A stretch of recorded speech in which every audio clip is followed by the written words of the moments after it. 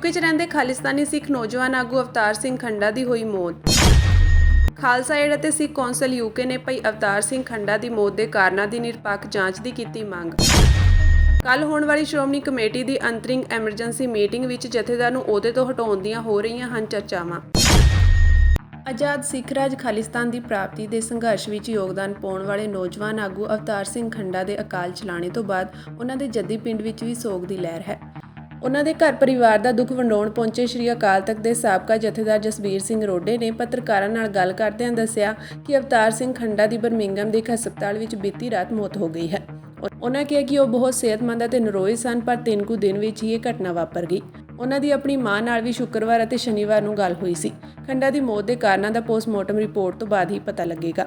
ਜਸਬੀਰ ਸਿੰਘ ਰੋਡੇ ਨੇ ਦੱਸਿਆ ਕਿ ਪਰਿਵਾਰ ਰਾਏ ਕਰ ਰਿਹਾ ਹੈ ਕਿ ਉਹਨਾਂ ਦੀ ਮ੍ਰਿਤਕ ਦੇ ਇੱਥੇ ਘਰ ਲਿਆਂਦੀ ਜਾਵੇ, ਪਰ ਜੇਕਰ ਕੋਈ ਦਿੱਕਤ ਆਉਂਦੀ ਹੈ ਤਾਂ ਉਹਨਾਂ ਦੇ ਪਰਿਵਾਰ ਨੂੰ ਉੱਥੇ ਭੇਜਿਆ ਜਾਵੇਗਾ।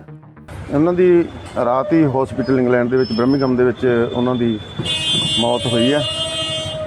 ਬਹੁਤ ਸਿਹਤਮੰਦ ਸੀ, ਉਹ ਬਹੁਤ ਨਰੋਏ ਸੀ, ਦਿਲ ਕਰਕੇ ਵੀ ਤਕੜੇ ਸੀ ਤੇ 3 ਕੁ ਦਿਨ ਦੇ ਵਿੱਚ ਹੀ ਸਾਰੀ ਇਹ ਘਟਨਾ ਵਾਪਰ ਗਈ। ਉਦੋਂ ਪਹਿਲਾਂ ਸਾਰੀ ਐਕਟੀਵਿਟੀ ਕਰਦੇ ਸੀ, ਆਪਦੇ ਕੰਮ ਤੇ ਜਾਂਦੇ ਸੀ, ਟੈਲੀਫੋਨ ਵੀ ਕਰਦੇ ਸੀ।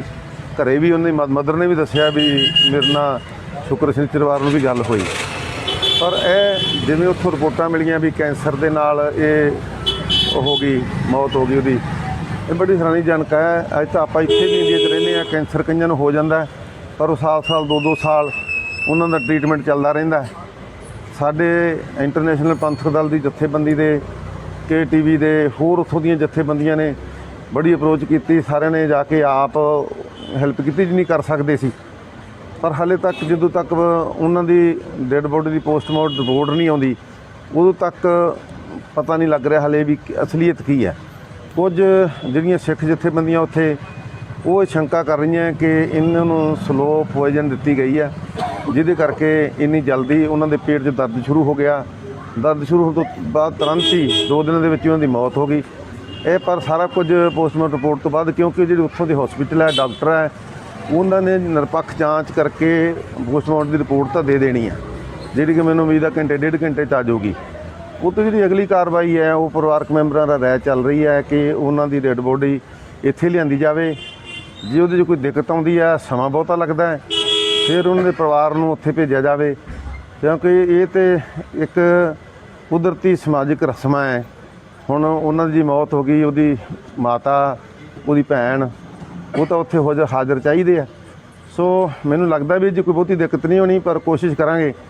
ਮੈਂ ਹੁਣ ਤੋਂ ਹੀ ਇਹ ਕੋਸ਼ਿਸ਼ ਕਰਕੇ ਜਿੰਨੀ ਜਲਦੀ ਹੋ ਸਕਿਆ ਇਹਨਾਂ ਦਾ ਵੀਜ਼ਾ ਵੀ ਲੱਗ ਜੇ। ਫਰਦਰ ਜੇ ਦੂਸਰੇ ਪਾਸੇ ਉਹ ਸਿੰਘ ਲੱਗੇ ਹੋਏ ਆ ਇੰਗਲੈਂਡ ਵਾਲੇ ਵੀ, ਇਹਨਾਂ ਦੀ ਬੋਡੀ ਜਿਹੜੀ ਇੰਡੀਆ ਭੇਜੀ ਜਾਵੇ। ਜੇ ਉਹਦੇ 'ਚ ਕਾਮਯਾਬ ਹੋ ਗਏ ਫਿਰ ਵੀਜ਼ਾ ਭਾਵੇਂ ਲੱਗ ਵੀ ਜਾਵੇ, ਫਿਰ ਪਰਿਵਾਰਕ ਮੈਂਬਰਾਂ ਦੀ ਰਾਏ ਕਿ ਅਸੀਂ ਨਹੀਂ ਜਾਵਾਂਗੇ। ਪਰ ਦੋਨੇ ਪ੍ਰੋਸੀਜਰ ਚੱਲ ਰਹੇ ਆ, ਜਿਨ੍ਹਾਂ 'ਚੋਂ ਵੀ ਕਾਮਯਾਬੀ ਮਿਲੀ, ਸਫਲ ਹੋ ਗਏ, ਉਸ ਢੰਗ ਨਾਲ ਕੀਤਾ ਜਾਊਗਾ।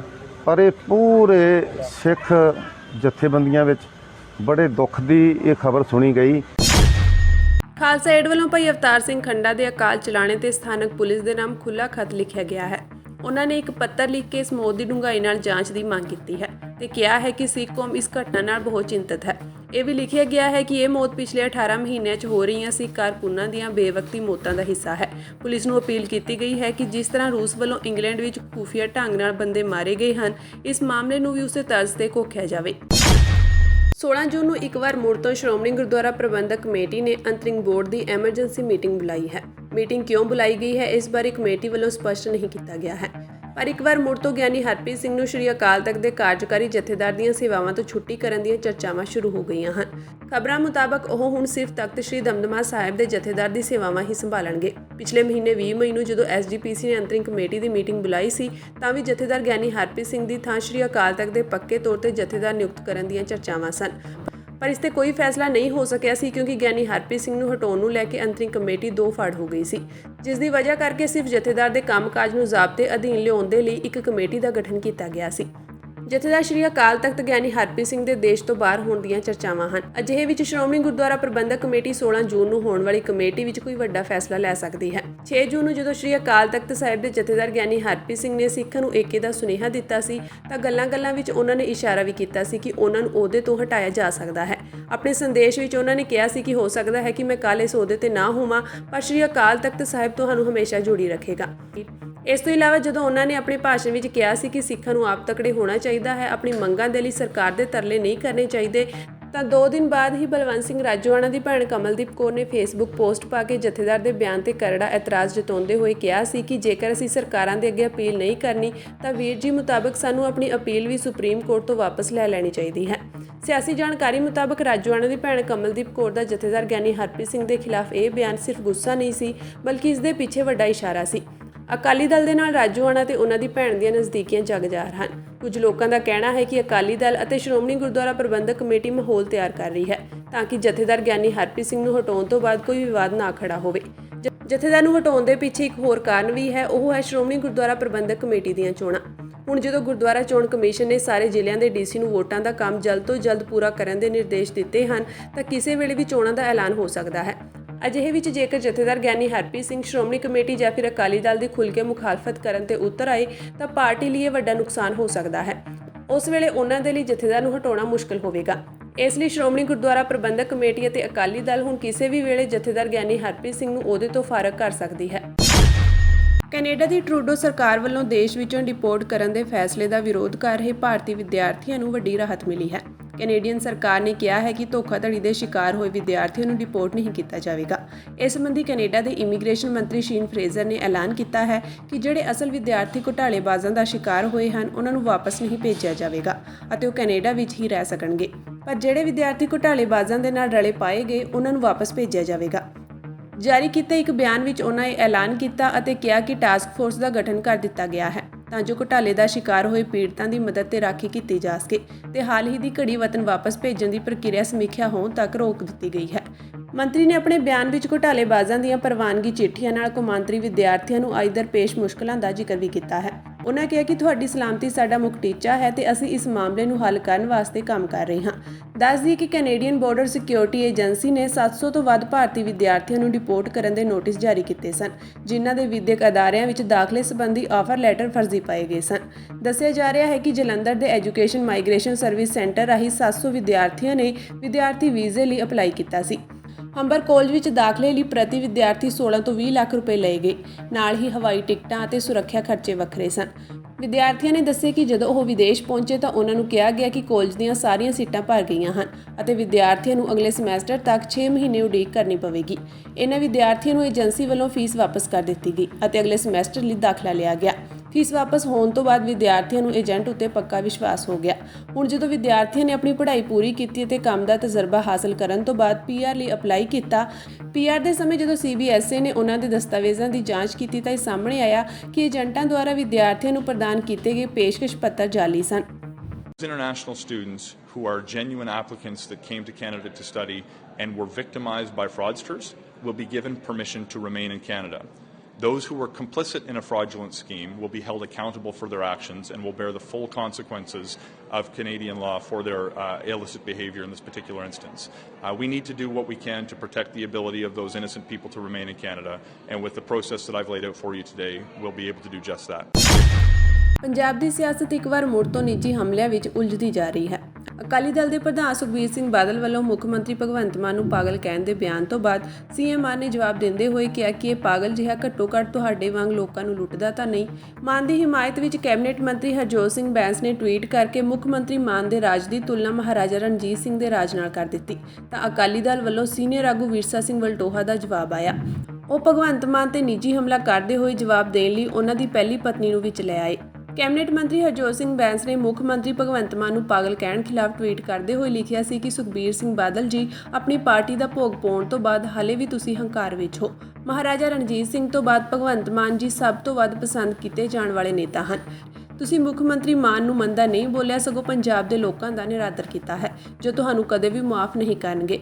ਇਸ ਦੇ ਜਵਾਬ ਵਿੱਚ ਵਲਟੋਹਾ ਨੇ ਲਿਖਿਆ ਕਿ ਮੰਤਰੀ ਹਰਜੋਤ ਬੈਂਸ ਵੱਲੋਂ ਭਗਵੰਤ ਮਾਨ ਦੀ ਖੁਸ਼ਾਮਦੀ ਕਰਦਿਆਂ ਕੀਤੇ ਟਵੀਟ ਦੀ ਮੈਂ ਪੁਰਜ਼ੋਰ ਨਿੰਦਾ ਕਰਦਾ ਹਾਂ। ਉਹਨਾਂ ਕਿਹਾ ਕਿ ਬੈਂਸ ਸਾਹਿਬ ਜਿਸ ਬੰਦੇ ਨੂੰ ਉਸ ਦੀਆਂ ਆਦਤਾਂ ਕਰਕੇ ਉਸ ਦਾ ਪਰਿਵਾਰ ਛੱਡ ਕੇ ਚਲਾ ਗਿਆ ਹੋਵੇ, ਉਸ ਦੀ ਤੁਲਨਾ ਮਹਾਰਾਜਾ ਰਣਜੀਤ ਸਿੰਘ ਨਾਲ ਕਰਨੀ ਵੱਡਾ ਗੁਨਾਹ ਅਤੇ ਸਮੂਹ ਪੰਜਾਬੀਆਂ ਅਤੇ ਖਾਸ ਕਰਕੇ ਸਿੱਖਾਂ ਦੀਆਂ ਭਾਵਨਾਵਾਂ ਨੂੰ ਠੇਸ ਪਹੁੰਚਾਉਣ ਵਾਲਾ ਕਦਮ ਹੈ। ਮਹਾਰਾਜਾ ਰਣਜੀਤ ਸਿੰਘ ਦੇ ਰਾਜ ਵਿੱਚ ਤਾਂ ਗਲ ਵਿੱਚ ਸੋਨੇ ਦਾ ਕੈਂਠਾ ਪਾ ਕੇ ਛੱਡਿਆ ਕੁੱਤਾ ਵੀ ਸਾਰਾ ਬਾਜ਼ਾਰ ਘੁੰਮ ਕੇ ਕੈਂਠੇ ਸਮੇਤ ਵਾਪਸ ਘਰ ਆ ਜਾਂਦਾ ਸੀ, ਪਰ ਭਗਵੰਤ ਮਾਨ ਦੇ ਰਾਜ ਵਿੱਚ ਅੱਜ ਕੌਣ ਸੁਰੱਖਿਅਤ ਹੈ? ਪੰਜਾਬੀਆਂ ਦੀ ਤਾਂ ਛੱਡੋ, ਆਮ ਆਦਮੀ ਪਾਰਟੀ ਦੀ ਸਰਕਾਰ ਬਣਾਉਣ ਵਾਲੇ NRIs ਦੀਆਂ ਕੋਠੀਆਂ ਤੁਹਾਡੇ ਵਿਧਾਇਕਾਂ ਵੱਲੋਂ ਸ਼ਰੇਆਮ ਮਲੀਆਂ ਜਾ ਰਹੀਆਂ ਹਨ। ਸਤਿਕਾਰਯੋਗ ਭਗਵੰਤ ਮਾਨ ਹੋਰਾਂ ਦੀ ਪਹਿਲੀ ਪਤਨੀ ਵੀ ਸ਼ੁਰੂ ਵਿੱਚ ਕਹਿੰਦੀ ਸੀ ਕਿ ਮੇਰੇ ਪਤੀ ਵਰਗਾ ਦੁਨੀਆ ਵਿੱਚ ਹੋਰ ਕੋਈ ਨਹੀਂ ਹੈ, ਪਰ ਅੱਜ ਵਿਚਾਰੀ ਧਾਹਾਂ ਮਾਰਦੀ ਹੈ ਅਤੇ ਉਸ ਘੜੀ ਨੂੰ ਕੋਸਦੀ ਹੈ ਜਦੋਂ ਭਗਵੰਤ ਮਾਨ ਉਸ ਦੀ ਜ਼ਿੰਦਗੀ ਵਿੱਚ ਆਇਆ ਸੀ। ਬੇਨਤੀ ਹੈ ਕਿ ਟਵੀਟ ਸੋਚ ਸਮਝ ਕੇ ਕਰਿਆ ਕਰੋ। ਪੰਜਾਬ ਦੀ ਬਿਆਨਬਾਜ਼ੀਆਂ ਦਾ ਪੱਧਰ ਇਸ ਕਦਰ ਡਿੱਗ ਗਿਆ ਹੈ ਕਿ ਇੱਕ ਦੂਜੇ ਤੇ ਜਿਸ ਤਰ੍ਹਾਂ ਨਿੱਜੀ ਹਮਲੇ ਕੀਤੇ ਜਾ ਰਹੇ ਹਨ, ਉਸ ਤੋਂ ਸਾਫ਼ ਹੈ ਕਿ ਨਾ ਤਾਂ ਵਿਰੋਧੀ ਧਿਰ ਲੋਕਾਂ ਦੇ ਮੁੱਦਿਆਂ ਨੂੰ ਚੁੱਕਣਾ ਚਾਹੁੰਦਾ ਹੈ ਅਤੇ ਨਾ ਹੀ ਸਰਕਾਰ ਇਸ ਤੇ ਜਵਾਬ ਦੇਣਾ ਚਾਹੁੰਦੀ ਹੈ। ਕੁੱਲ ਮਿਲਾ ਕੇ ਨਿੱਜੀ ਬਿਆਨਬਾਜ਼ੀ ਨਾਲ ਬੁਨਿਆਦੀ ਮੁੱਦੇ ਗਾਇਬ ਹੁੰਦੇ ਜਾ ਰਹੇ ਹਨ। ਸਿਆਸਤਦਾਨ ਜੇਕਰ ਅਜਿਹਾ ਕਰਨ ਤੋਂ ਬਾਜ਼ ਨਹੀਂ ਆਏ ਤਾਂ 2024 ਜ਼ਿਆਦਾ ਦੂਰ ਨਹੀਂ। ਜਨਤਾ ਵੋਟ ਦੀ ਤਾਕਤ ਨਾਲ ਜਵਾਬ ਦੇਣਾ ਜਾਣਦੀ ਹੈ। 2017 ਅਤੇ 2022 ਇਸ ਦੀਆਂ ਉਦਾਹਰਨਾਂ ਹਨ। ਜਿਨ੍ਹਾਂ ਨੇ ਕਦੇ ਹਾਰ ਦਾ ਮੂੰਹ ਨਹੀਂ ਵੇਖਿਆ ਸੀ, ਉਹਨਾਂ ਨੂੰ ਮੂੰਹ ਦੀ ਖਾਣੀ ਪਈ ਸੀ। ਪੰਜਾਬ ਦੇ ਮੁੱਖ ਮੰਤਰੀ ਭਗਵੰਤ ਮਾਨ ਨੇ ਬੀਤੇ ਕੱਲ੍ਹ ਕੇਂਦਰੀ ਆਵਾਜਾਈ ਮੰਤਰੀ ਨਿਤਿਨ ਗਡਕਰੀ ਨਾਲ ਮੁਲਾਕਾਤ ਕੀਤੀ। ਇਸ ਮੀਟਿੰਗ ਵਿੱਚ ਕਈ ਮੁੱਦਿਆਂ ਤੇ ਚਰਚਾ ਹੋਈ। ਜਾਣਕਾਰੀ ਮੁਤਾਬਕ Chandigarh Pathankot Shivalik highway, Jalandhar Hoshiarpur highway, Delhi Katra highway ਦੇ ਕੰਮ ਬਾਰੇ ਕੇਂਦਰੀ ਸੜਕ ਬੁਨਿਆਦੀ ਢਾਂਚਾ ਫੰਡ ਤੇ ਵੀ ਚਰਚਾ ਕੀਤੀ ਗਈ। ਇਸ ਸੰਬੰਧੀ ਮੁੱਖ ਮੰਤਰੀ ਮਾਨ ਨੇ ਟਵੀਟ ਕਰਦਿਆਂ ਕਿਹਾ ਕਿ ਅੱਜ ਕੇਂਦਰੀ ਸੜਕ ਆਵਾਜਾਈ ਮੰਤਰੀ ਨਿਤਿਨ ਗਡਕਰੀ ਨਾਲ ਮੁਲਾਕਾਤ ਹੋਈ। ਮਾਨ ਨੇ ਕਿਹਾ ਕਿ ਮੰਤਰੀ ਜੀ ਨੇ ਜਲੰਧਰ ਹੁਸ਼ਿਆਰਪੁਰ ਸੜਕ ਦਾ ਕੰਮ ਜਲਦ ਸ਼ੁਰੂ ਕਰਨ ਦਾ ਭਰੋਸਾ ਦਿੱਤਾ ਹੈ। ਮਾਨ ਨੇ ਕਿਹਾ ਕਿ ਗਡਕਰੀ ਜੀ ਨੂੰ ਸਾਡੀ ਸਰਕਾਰ ਦੇ ਉਪਰਾਲੇ ਸੜਕ ਸੁਰੱਖਿਆ ਫੋਰਸ ਬਾਰੇ ਵੀ ਜਾਣੂ ਕਰਵਾਇਆ ਗਿਆ। ਇਸ ਤੋਂ ਬਾਅਦ ਮੀਡੀਆ ਨਾਲ ਗੱਲਬਾਤ ਕਰਦਿਆਂ ਮਾਨ ਨੇ ਕਿਹਾ ਕਿ ਗੱਲਬਾਤ ਬਹੁਤ ਹੀ ਵਧੀਆ ਮਾਹੌਲ ਵਿੱਚ ਹੋਈ। ਪੰਜਾਬ ਦੇ ਸੜਕੀ ਢਾਂਚੇ ਬਾਰੇ ਵੀ ਚਰਚਾ ਹੋਈ। ਟੋਲ ਪਲਾਜ਼ਾ ਨਾਲ ਹੋਏ ਸਮਝੌਤੇ ਅਨੁਸਾਰ ਉਹ ਆਪਣੀਆਂ ਸ਼ਰਤਾਂ ਪੂਰੀਆਂ ਨਹੀਂ ਕਰ ਰਹੇ ਹਨ। ਇਸ ਤੋਂ ਇਲਾਵਾ ਸੜਕ ਦੀ ਮੁਰੰਮਤ ਅਤੇ ਰੋਸ਼ਨੀ ਪ੍ਰਬੰਧਨ ਬਾਰੇ ਅਤੇ ਆਦਮਪੁਰ ਹਾਈਵੇ ਦਾ ਕੰਮ ਅੱਧ ਵਿਚਾਲੇ ਹੀ ਰੁਕ ਗਿਆ ਹੈ। ਉਹਨਾਂ ਨੂੰ ਇਸ ਬਾਰੇ ਵੀ ਜਾਣੂ ਕਰਵਾਇਆ ਗਿਆ। ਸੀਐਮ ਮਾਨ ਨੇ ਕਿਹਾ ਕਿ ਪੰਜਾਬ ਵਿੱਚ ਉਦਯੋਗਾਂ ਉੱਤੇ ਧਿਆਨ ਕੇਂਦਰਿਤ ਕੀਤਾ ਜਾ ਰਿਹਾ ਹੈ, ਪਰ ਇਸ ਦੇ ਲਈ ਹਾਈਵੇ ਅਤੇ ਸੜਕ ਸੰਪਰਕ ਦੀ ਜ਼ਰੂਰਤ ਹੈ। ਉਹਨਾਂ ਕਿਹਾ ਕਿ ਜਦੋਂ ਕੇਂਦਰ ਤੋਂ ਮਦਦ ਆਵੇਗੀ, ਪੈਸਾ ਆਵੇਗਾ ਤਾਂ ਕੰਮ ਹੋਵੇਗਾ। ਪੰਜਾਬ ਵਿੱਚ ਸੜਕ ਹਾਦਸਿਆਂ ਵਿੱਚ ਰੋਜ਼ਾਨਾ 14 ਮੌਤਾਂ ਹੋ ਰਹੀਆਂ ਹਨ। ਅਸੀਂ SSF ਸੜਕ ਸੁਰੱਖਿਆ ਬਲ ਬਣਾ ਰਹੇ ਹਾਂ। ਮੁੱਖ ਮੰਤਰੀ ਨੇ ਕੇਂਦਰੀ ਮੰਤਰੀ ਕੋਲ ਨੈਸ਼ਨਲ ਹਾਈਵੇ ਦੇ ਟੋਲ ਪਲਾਜ਼ਿਆਂ ਵੱਲੋਂ ਕੀਤੀ ਜਾ ਰਹੀ ਧੱਕੇਸ਼ਾਹੀ ਦੇ ਮੁੱਦੇ ਨੂੰ ਉਠਾਉਂਦਿਆਂ ਕਿਹਾ ਕਿ ਵਡੇਰੇ ਜਨਤਕ ਹਿੱਤਾਂ ਵਿੱਚ ਇਹਨਾਂ ਨੂੰ ਕੰਟਰੋਲ ਕੀਤੇ ਜਾਣਾ ਚਾਹੀਦਾ ਹੈ। ਉਹਨਾਂ ਨੇ ਕੇਂਦਰੀ ਮੰਤਰੀ ਨੂੰ ਅਪੀਲ ਕੀਤੀ ਕਿ ਲੋਕਾਂ ਦੇ ਹਿੱਤਾਂ ਨੂੰ ਸਭ ਤੋਂ ਵੱਧ ਮਹੱਤਵ ਦਿੱਤਾ ਜਾਣਾ ਚਾਹੀਦਾ ਹੈ ਅਤੇ ਟੋਲ ਪਲਾਜ਼ਿਆਂ ਨੂੰ ਲੋਕਾਂ ਤੋਂ ਕੋਈ ਵੀ ਰਕਮ ਵਸੂਲਣ ਦੀ ਖੁੱਲ੍ਹ ਨਹੀਂ ਦਿੱਤੀ ਜਾਣੀ ਚਾਹੀਦੀ। ਭਗਵੰਤ ਮਾਨ ਨੇ ਕਿਹਾ ਕਿ ਲੋਕਾਂ ਦੇ ਪੈਸੇ ਦੀ ਖੁੱਲ੍ਹੀ ਲੁੱਟ ਨੂੰ ਰੋਕਣਾ ਸਮੇਂ ਦੀ ਲੋੜ ਹੈ। ਮੁੱਖ ਮੰਤਰੀ ਮਾਨ ਨੇ ਕੇਂਦਰੀ ਮੰਤਰੀ ਕੋਲ ਨੈਸ਼ਨਲ ਹਾਈਵੇ ਦੇ ਟੋਲ ਪਲਾਜ਼ਿਆਂ ਵੱਲੋਂ ਕੀਤੀ ਜਾ ਰਹੀ ਧੱਕੇਸ਼ਾਹੀ ਦੇ ਮੁੱਦੇ ਨੂੰ ਉਠਾਉਂਦਿਆਂ ਕਿਹਾ ਕਿ ਵਡੇਰੇ ਜਨਤਕ ਹਿੱਤਾਂ ਵਿੱਚ ਇਸ ਨੂੰ ਕੰਟਰੋਲ ਕੀਤੇ ਜਾਣਾ ਚਾਹੀਦਾ ਹੈ। ਲੋਕ ਨਿਰਮਾਣ ਮੰਤਰੀ ਨਿਤਿਨ ਗਡਕਰੀ ਜੀ ਨੂੰ ਮਿਲੇ। ਮੇਰੇ ਨਾਲ ਜਲੰਧਰ ਤੋਂ ਨਵੇਂ ਚੁਣੇ ਹੋਏ ਸਾਡੇ ਮੈਂਬਰ ਪਾਰਲੀਮੈਂਟ ਲੋਕ ਸਭਾ ਸੁਸ਼ੀਲ ਕੁਮਾਰ ਰਿੰਕੂ ਜੀ ਔਰ ਸਾਡੀ ਸਾਰੀ ਅਫਸਰ ਟੀਮ ਸੀਗੀ। ਪੰਜਾਬ ਦੇ ਵਿੱਚ ਬਹੁਤ ਸਾਰੀਆਂ ਨੈਸ਼ਨਲ ਹਾਈਵੇ ਅਥਾਰਟੀ ਦੇ ਨਾਲ ਜੁੜੀਆਂ ਹੋਈਆਂ ਦਿੱਕਤਾਂ, ਸੁਝਾਅ, ਸਮੱਸਿਆਵਾਂ ਸੀ। ਬੜੇ ਹੀ ਖੁਸ਼ਗਵਾਰ ਮਾਹੌਲ ਦੇ ਵਿੱਚ ਗੱਲ ਹੋਈ ਔਰ ਕਈ ਜਗ੍ਹਾ ਤੇ ਜਿਹੜਾ ਕੋਈ ਐਕੁਜੀਸ਼ਨ ਦੀ ਦਿੱਕਤ ਆ ਰਹੀ ਹੈ, ਕਿਤੇ ਕੁਝ ਫੈਸਲੇ ਇਸ ਤਰ੍ਹਾਂ ਦੇ ਕਰ ਦਿੱਤੇ ਗਏ ਕਿ ਵੱਟ ਨਾਲ ਵੱਟ ਸਾਂਝੀ ਹੈ ਪਰ ਰੇਟ ਦਾ ਬਹੁਤ ਫਰਕ ਹੈ। ਉਹਦੇ ਬਾਰੇ ਅਸੀਂ ਗੱਲਬਾਤ ਕੀਤੀ। ਕਿਤੇ ਜਿਹੜੇ ਟੋਲ ਪਲਾਜ਼ਾ ਵਾਲੇ ਨੇ ਉਹ ਆਪਣੀਆਂ ਐਗਰੀਮੈਂਟ ਮੁਤਾਬਕ ਆਪਣੀਆਂ ਸ਼ਰਤਾਂ ਪੂਰੀਆਂ ਨਹੀਂ ਕਰ ਰਹੇ, ਭਾਵੇਂ ਉਹ ਐਂਬੂਲੈਂਸ ਨਾਲ ਸੰਬੰਧਿਤ ਹੋਣ, ਭਾਵੇਂ ਉਹ ਰਿਕਵਰੀ ਕ੍ਰੇਨਾਂ ਨਾਲ ਸੰਬੰਧਿਤ ਹੋਣ, ਤਾਂ ਜਾਂ ਫਿਰ ਉਸ ਸੜਕ ਦੀ ਰਿਪੇਅਰ ਜਾਂ ਉੱਤੇ ਲਾਈਟਿੰਗ ਦਾ ਪ੍ਰਬੰਧ ਹੋਵੇ। ਖਾਸ ਤੌਰ ਤੇ ਆਦਮਪੁਰ ਦੇ ਵਿੱਚ ਜਿਹੜਾ ਹਾਈਵੇ ਹੈ ਉਹ ਵਿਚਾਲੇ ਰੁਕ ਗਿਆ ਕਿਉਂਕਿ ਠੇਕੇਦਾਰ ਭੱਜ ਗਿਆ। ਤਾਂ ਉਹਨਾਂ ਨੇ ਬੜੇ ਸਖਤ ਆਰਡਰ ਕੀਤੇ ਨਾਲ ਦੀ ਨਾਲ ਮੰਤਰੀਆਂ ਨੂੰ, ਆਪਣੇ ਅਫਸਰਾਂ ਨੂੰ, ਕਿ ਇਸ ਤਰ੍ਹਾਂ ਨਹੀਂ ਹੋਣਾ ਚਾਹੀਦਾ। ਉਹ ਸੜਕ ਜਿਹੜੀ ਹੈ ਇਮੀਡੀਏਟਲੀ ਬਣਨੀ ਚਾਹੀਦੀ ਹੈ ਤੇ ਜਿੱਥੇ ਜਿੱਥੇ ਐਗਜ਼ਿਟ ਪੁਆਇੰਟ ਰੱਖਣੇ ਨੇ ਉੱਥੇ ਉੱਥੇ ਲੋਕਲ ਸਟੇਕ ਹੋਲਡਰਸ ਜਿਹੜੇ ਕਿਸਾਨ ਨੇ ਉਹਨਾਂ ਨੂੰ ਪੁੱਛ ਲਿਆ ਜਾਵੇ ਕਿ ਤਾਂ ਕਿ ਫਿਊਚਰ ਦੇ ਵਿੱਚ ਉਹਨਾਂ ਲਈ ਕੋਈ ਦਿੱਕਤ ਨਾ ਆਵੇ, ਉੱਥੇ ਜਿਹੜੀਆਂ ਦੁਕਾਨਾਂ ਬਣਨ ਉਹਨਾਂ ਨੂੰ ਜ਼ਮੀਨ 'ਚ ਬਣਨ, ਸਾਰੀ ਉਮਰ ਲਈ ਉਹਨਾਂ ਨੂੰ ਕਿਰਾਇਆ ਆਉਂਦਾ ਰਹੇ ਜਾਂ ਉਹ ਆਪ ਉਹਨਾਂ ਦੁਕਾਨਾਂ ਦੇ ਮਾਲਕ ਬਣ ਜਾਣ। ਸੋ ਗਡਕਰੀ ਸਾਹਿਬ ਨੇ ਬੜੇ ਧਿਆਨ ਨਾਲ ਔਰ ਬਹੁਤ ਮੈਂ ਕਹੂੰਗਾ ਖੁਸ਼ਗਵਾਰ ਮਾਹੌਲ ਦੇ ਵਿੱਚ ਸਾਡੀ ਮੰਗ ਸੁਣੀ, ਤੇ ਕਿਉਂਕਿ ਕੱਲ ਨੂੰ ਪੰਜਾਬ ਦੇ ਵਿੱਚ ਇੰਡਸਟਰੀਅਲ ਹੱਬ ਬਣਨ ਜਾ ਰਹੀ ਹੈ ਪੰਜਾਬ। ਬਹੁਤ ਸਾਰੇ ਜਿਹੜੇ ਇੰਡਸਟਰੀ ਦੇ ਵੱਡੇ ਵੱਡੇ ਜਿਹੜੇ ਟਾਈਕੌਨਸ, ਜਿਹੜੇ ਵੱਡੇ ਵੱਡੇ ਉਦਯੋਗਪਤੀ ਨੇ, ਉਹ ਪੰਜਾਬ 'ਚ ਇਨਵੈਸਟ ਕਰਨਾ ਚਾਹੁੰਦੇ ਨੇ। ਉਹਦੇ ਵਾਸਤੇ ਹਾਈਵੇ ਬਹੁਤ ਜ਼ਰੂਰੀ ਹੈ, ਉਹਦੇ ਵਾਸਤੇ ਰੇਲ ਕਨੈਕਟੀਵਿਟੀ ਬਹੁਤ ਜ਼ਰੂਰੀ ਹੈ, 에ਅਰ ਕਨੈਕਟੀਵਿਟੀ ਵਾਲੀ। ਸੋ ਅੱਜ ਅਸੀਂ ਗਡਕਰੀ ਸਾਹਿਬ ਨੂੰ ਦੱਸਿਆ ਕਿੱਥੇ ਕਿੱਥੇ ਸਾਨੂੰ ਟੋਲ ਪਲਾਜ਼ਿਆਂ ਦੀ ਦਿੱਕਤ ਆ ਰਹੀ ਹੈ, ਕਿੱਥੇ ਕਿੱਥੇ ਸਾਡੇ ਹਾਈਵੇ ਰੁਕੇ ਪਏ ਨੇ, ਕਿੱਥੇ ਕਿੱਥੇ ਸਾਨੂੰ ਤੁਸੀਂ ਹੋਰ ਜ਼ਿਆਦਾ ਜੇ ਸੈਂਟਰ ਵੱਲੋਂ ਪੈਸਾ ਆਊਗਾ ਤਾਂ ਅਸੀਂ ਹੋਰ ਜ਼ਿਆਦਾ ਸੜਕਾਂ ਨਾਲ ਜਿਹੜਾ ਸੰਬੰਧਿਤ ਮਸਲੇ ਜਿਹੜੇ ਹੱਲ ਕਰ ਸਕਦੇ। ਭਾਰਤੀ ਕੁਸ਼ਤੀ ਸੰਘ ਦੇ ਪ੍ਰਧਾਨ ਬ੍ਰਿਜ ਭੂਸ਼ਣ ਸਿੰਘ ਦੇ ਖਿਲਾਫ ਦਿੱਲੀ ਪੁਲਿਸ ਨੇ ਵੀਰਵਾਰ ਨੂੰ 2 ਅਦਾਲਤਾਂ ਵਿੱਚ ਚਾਰਜਸ਼ੀਟ ਦਾਖਲ ਕਰ ਦਿੱਤੀ ਹੈ। ਇੱਕ ਚਾਰਜਸ਼ੀਟ 6 ਪਹਿਲਵਾਨਾਂ ਦੇ ਇਲਜ਼ਾਮਾਂ ਤੇ ਰਾਉਜ਼ ਐਵੇਨਿਊ ਕੋਰਟ ਵਿੱਚ ਦਾਖਲ ਕੀਤੀ ਗਈ ਹੈ। ਉਧਰ ਦੂਜੇ ਪਾਸੇ ਨਾਬਾਲਿਗ ਦੇ ਸਰੀਰਕ ਸ਼ੋਸ਼ਣ ਦੇ ਮਾਮਲੇ ਵਿੱਚ ਪਟਿਆਲਾ ਹਾਊਸ ਕੋਰਟ ਵਿੱਚ 550 ਸਫ਼ਿਆਂ ਦੀ ਕਲੋਜ਼ਰ ਰਿਪੋਰਟ ਦਾਖਲ ਕਰ ਦਿੱਤੀ ਗਈ ਹੈ। ਇਸ ਮਾਮਲੇ ਵਿੱਚ ਬ੍ਰਿਜ ਭੂਸ਼ਣ ਨੂੰ ਕਲੀਨ ਚਿੱਟ ਦਿੱਤੀ ਗਈ ਹੈ। ਚਾਰਜਸ਼ੀਟ ਵਿੱਚ ਸਹਾਇਕ ਸਕੱਤਰ ਵਿਨੋਦ ਤੋਮਰ ਦਾ ਵੀ ਨਾਮ ਸ਼ਾਮਿਲ ਸੀ। ਦਰਅਸਲ 7 ਪਹਿਲਵਾਨਾਂ ਨੇ 21 ਅਪ੍ਰੈਲ ਨੂੰ ਦਿੱਲੀ ਪੁਲਿਸ ਨੂੰ ਬ੍ਰਿਜ ਭੂਸ਼ਣ ਦੇ ਖਿਲਾਫ ਸਰੀਰਕ ਸ਼ੋਸ਼ਣ ਦੀ ਸ਼ਿਕਾਇਤ ਕੀਤੀ ਸੀ। ਇਸ ਮਾਮਲੇ ਵਿੱਚ ਦਿੱਲੀ ਪੁਲਿਸ ਨੇ 28 ਅਪ੍ਰੈਲ ਨੂੰ 2 ਮਾਮਲੇ ਦਰਜ ਕੀਤੇ ਸਨ। ਪਹਿਲਾ ਮਾਮਲਾ 6 ਨਾਬਾਲਿਗ ਔਰਤ ਪਹਿਲਵਾਨਾਂ ਦੀ ਸ਼ਿਕਾਇਤ ਤੇ ਹੋਇਆ ਸੀ, ਜਦਕਿ ਇੱਕ ਨਾਬਾਲਿਗ ਦੀ ਸ਼ਿਕਾਇਤ ਤੇ ਦਰਜ ਕੀਤਾ ਗਿਆ ਸੀ। ਨਾਬਾਲਿਗ ਪਹਿਲਵਾਨ ਦੇ ਕੇਸ ਵਿੱਚ ਦਿੱਲੀ ਪੁਲਿਸ ਨੇ ਕੈਂਸੀਲੇਸ਼ਨ ਰਿਪੋਰਟ ਵਿੱਚ ਕਿਹਾ ਕਿ ਜਾਂਚ ਵਿੱਚ ਸਰੀਰਕ ਸ਼ੋਸ਼ਣ ਦੇ ਕੋਈ ਸਬੂਤ ਨਹੀਂ ਮਿਲੇ, ਇਸ ਲਈ ਇਸ ਕੇਸ ਨੂੰ ਬੰਦ ਕਰ ਰਹੇ ਹਾਂ। ਦਿੱਲੀ ਪੁਲਿਸ ਦੇ ਬੁਲਾਰੇ ਸੁਮਨ ਨਲਵਾ ਨੇ ਦੱਸਿਆ ਕਿ ਪੋਸਕੋ ਮਾਮਲੇ ਵਿੱਚ ਸਾਨੂੰ ਸ਼ਿਕਾਇਤਕਰਤਾ ਯਾਨੀ ਪੀੜਤ ਦੇ ਪਿਤਾ ਅਤੇ ਆਪ ਪੀੜਤ ਦੇ ਬਿਆਨਾਂ ਦੇ ਆਧਾਰ ਤੇ ਮਾਮਲਾ ਰੱਦ ਕਰਨ ਦੀ ਅਦਾਲਤ ਨੂੰ ਅਪੀਲ ਕੀਤੀ ਹੈ। ਨਾਬਾਲਿਗ ਪਹਿਲਵਾਨ ਨੇ ਬ੍ਰਿਜ ਭੂਸ਼ਣ ਤੇ ਸਰੀਰਕ ਸ਼ੋਸ਼ਣ ਦੇ ਇਲਜ਼ਾਮ ਲਗਾਏ ਸਨ, ਪਰ ਬਾਅਦ ਵਿੱਚੋਂ ਬਦਲ ਦਿੱਤੇ। ਨਾਬਾਲਿਗ ਪਹਿਲਵਾਨ ਨੇ ਕਿਹਾ ਕਿ ਉਸ ਦਾ ਸਰੀਰਕ ਸ਼ੋਸ਼ਣ ਨਹੀਂ, ਬ੍ਰਿਜ ਭੂਸ਼ਣ ਨੇ ਕੁਸ਼ਤੀ ਟ੍ਰਾਇਲ ਵਿੱਚ ਭੇਦਭਾਵ ਕੀਤਾ ਸੀ।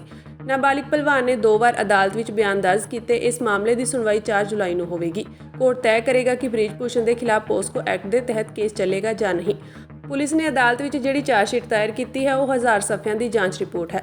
ਸਬੂਤ ਅਤੇ ਕਿਹੜੀ ਧਾਰਾਵਾਂ ਅਧੀਨ ਕੇਸ ਚੱਲੇਗਾ ਉਸ ਤੇ ਹੁਣ ਗੱਲ ਹੋਵੇਗੀ। ਬ੍ਰਿਜ ਭੂਸ਼ਣ ਦੇ ਖਿਲਾਫ ਲੱਗਿਆ ਪੋਸਕੋ ਐਕਟ ਹੁਣ ਹਟ ਸਕਦਾ ਹੈ।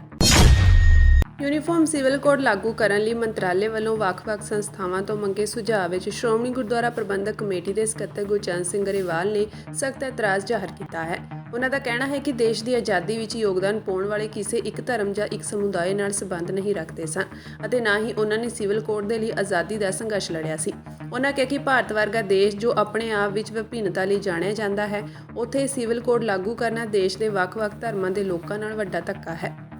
ਦੇਸ਼ ਵੱਲੋਂ ਬੈਠੇ ਮੌਜੂਦਾ ਸ਼ਾਸਕ ਜਿਹੜੇ ਆ ਉਹ ਹਰ ਨਵੀਂ ਸਵੇਰ ਕੋਈ ਨਾ ਕੋਈ ਨਵੀਂ ਖਬਰ ਕੱਢਦੇ ਆ। ਅੱਜ ਇੱਕ ਬਿਆਨ ਜਾਰੀ ਹੋਇਆ ਦੇਸ਼ ਦੇ ਕਾਨੂੰਨ ਮੰਤਰਾਲੇ ਵੱਲੋਂ ਕਿ ਦੇਸ਼ ਦੇ ਅੰਦਰ ਯੂਨੀਫਾਰਮ ਸਿਵਲ ਕੋਡ ਜਿਹੜਾ ਉਸ ਦੇ ਬਾਰੇ ਵਿੱਚ ਵੱਖ-ਵੱਖ ਰਾਵਾਂ ਜਿਹੜੀਆਂ ਉਹ ਪਹੁੰਚਦੀਆਂ ਕੀਤੀਆਂ ਜਾਣ, ਭਾਵੇਂ ਕਿ ਇਹ ਇੱਕ ਬੜੀ ਵੱਡੀ ਸਾਜ਼ਿਸ਼ ਹੈ ਤੇ ਇੱਕ ਦੇਸ਼ ਤੇ ਥੋਪਣ ਵਾਸਤੇ ਇੱਕ ਰਸਤਾ ਬਣਾਇਆ ਜਾ ਰਿਹਾ।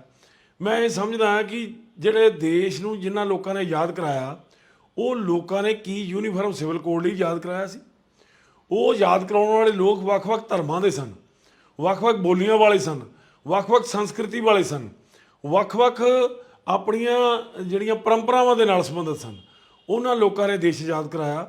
ਇਤਿਹਾਸ ਦੀ ਕਿਤਾਬ ਦਾ ਪੰਨਾ ਅੱਜ ਵੀ ਬੋਲ ਕੇ ਦੱਸਦਾ ਕਿ ਜਦੋਂ ਸਿੱਖਾਂ ਨੇ ਗੁਰਦੁਆਰਾ ਦੇ ਆਜ਼ਾਦ ਕਰਨ ਲਈ ਜਿਹੜੀ ਲਹਿਰ ਚਲਾਈ ਸੀ ਤੇ ਚਾਬੀਆਂ ਦਾ ਮੋਰਚਾ ਜਿੱਤਿਆ ਸੀ, ਉਦੋਂ ਇਹ ਗੱਲ ਦੇਸ਼ ਦੇ ਲੀਡਰਾਂ ਨੇ ਇਹ ਗੱਲ ਕਹੀ ਸੀ ਕਿ ਸਿੱਖਾਂ ਨੂੰ ਇੱਕ ਐਸਾ ਖਿੱਤਾ ਦਿੱਤਾ ਜਾਵੇਗਾ ਜਿਹਦੇ ਵਿੱਚ ਸਿੱਖਾਂ ਦੇ ਬੋਲ ਬਾਲੇ ਜਿਹੜੇ ਆ ਉਹ ਆਜ਼ਾਦ ਰੂਪ ਵਿੱਚ ਜਿਹੜੇ ਪ੍ਰਫੁੱਲਤ ਹੋ ਸਕਣਗੇ। ਸੋ ਅੱਜ ਅਸੀਂ ਸਮਝ ਰਹੇ ਹਾਂ ਕਿ ਇਹ ਦੇਸ਼ ਦੇ ਸ਼ਾਸਕ ਦੇਸ਼ ਨੂੰ ਜਿਹੜਾ ਨਾਅਰਾ ਲਾਇਆ ਜਾ ਰਿਹਾ ਹਿੰਦੂ ਰਾਸ਼ਟਰ ਦਾ, ਉਸ ਨੂੰ ਫਲੀਭੂਤ ਕਰਨ ਲਈ ਇੱਕ ਯੂਨੀਫਾਰਮ ਸਿਵਲ ਕੋਡ ਦੀ ਗੱਲ ਕਰ ਰਹੇ ਨੇ। ਇਹ ਦੇਸ਼ ਅਨੇਕਤਾ ਦੇ ਤੌਰ ਤੇ ਹੀ ਜਾਣਿਆ ਜਾਂਦਾ ਸੀ, ਅਨੇਕਤਾ ਹੀ ਇਸ ਦੇਸ਼ ਦੀ ਸ਼ਾਨ ਸੀ, ਵੱਖ-ਵੱਖ ਬੋਲੀਆਂ ਇਸ ਦੇਸ਼ ਦਾ ਮਾਣ ਸੀ, ਵੱਖ-ਵੱਖ ਸੰਸਕ੍ਰਿਤੀ ਜਿਹੜੀ ਆ ਇਸ ਦੇਸ਼ ਦੀ ਸ਼ੋਭਾ ਸੀ। ਸੋ ਅੱਜ ਜਿਹੜਾ ਇਹ ਖੇਤਰ ਜਿਹੜਾ ਲਿਆਂਦਾ ਜਾ ਰਿਹਾ, ਜਿਹੜਾ ਕਾਨੂੰਨ ਲਿਆਂਦਾ ਜਾ ਰਿਹਾ ਜਾਂ ਰਾਇ ਲਈ ਜਾ ਰਹੀ ਹੈ, ਇਹ ਮੈਂ ਸਮਝਦਾ ਕਿ ਆਪਣੇ ਆਪ ਦੇ ਵਿੱਚ ਇਸ ਦੇਸ਼ ਨੂੰ ਤੋੜਨ ਦੀ ਜਿਹੜੀ ਪ੍ਰਕਿਰਿਆ ਵਾ। ਸੋ ਉਸ ਤੋੜਨ ਦੀ ਪ੍ਰਕਿਰਿਆ ਦੇ ਵਿੱਚ ਜਿਹੜੇ ਖਾਸ ਤੌਰ ਤੇ ਸਿੱਖਾਂ ਨੇ ਆਪਣਾ ਰੋਲ ਜਿਹੜਾ ਉਹ ਤੁਹਾਨੂੰ ਦੱਸ ਹੀ ਦਿੱਤਾ। ਸੋ ਸ਼੍ਰੋਮਣੀ ਗੁਰਦੁਆਰਾ ਪ੍ਰਬੰਧਕ ਕਮੇਟੀ ਵੱਲੋਂ ਇਸ ਦੇ ਖਿਲਾਫ ਆਪਣਾ ਮਤ ਦਿੱਤਾ ਗਿਆ। ਉਹ ਯੂਨੀਫਾਰਮ ਸਿਵਲ ਕੋਡ ਦੇਸ਼ ਨੂੰ ਗੁਲਾਮ ਬਣਾਉਣ ਵਾਸਤੇ ਵਾਲੇ ਪਾਸੇ ਚੱਲ ਰਿਹਾ, ਕਿਉਂਕਿ ਇਹ ਇੱਕ ਥੋਪੀ ਹੋਈ ਜਿਹੜੀ ਆ ਕਾਨੂੰਨ ਹੋਏਗਾ, ਜਿਹਨੂੰ ਦੇਸ਼ ਦੇ ਬਹੁਤ ਗਿਣਤੀ ਲੋਕ ਜਿਹੜੇ ਆ ਉਹ ਸਮਝਣਗੇ ਨਹੀਂ। ਮੈਂ ਤਾਂ ਇਹੀ ਗੱਲ ਕਹਾਂਗਾ ਕਿ ਇੱਥੇ ਰਾਇਸ਼ੁਮਾਰੀ ਕਰਾਈ ਜਾਵੇ, ਜਿਹੜੇ ਲੋਕ ਇਸ ਯੂਨੀਫਾਰਮ ਸਿਵਲ ਕੋਡ ਦੇ ਨਾਲ ਸੰਬੰਧਿਤ ਨਾ ਹੋਣ ਉਹਨਾਂ ਨੂੰ ਦੇਸ਼ ਤੋਂ ਵੱਖ ਕਰ ਦਿੱਤਾ ਜਾਵੇ, ਉਹਨਾਂ ਨੂੰ ਯਾਦ ਕਰ ਦਿੱਤਾ ਜਾਵੇ। ਇਸੇ ਨਾਲ ਹੀ ਯੂਨੀਫਾਰਮ ਸਿਵਲ ਕੋਡ ਜਿਹੜਾ ਉਹ ਫਲੀਭੂਤ ਹੋ ਸਕਦਾ ਹੈ। ਨਹੀਂ ਤਾਂ ਇਹ ਜਿਹੜੀ ਸ਼ਰਾਰਤ ਹੈ ਇਹ ਦੇਸ਼ ਨੂੰ ਵੰਡਣ ਦੇ ਰਾਹ ਤੁਰੇਗੀ, ਨਾ ਕਿ ਦੇਸ਼ ਨੂੰ ਆਜ਼ਾਦ ਹਸਤੀ ਰਹਿਣ ਦੇ ਪਾਸੇ।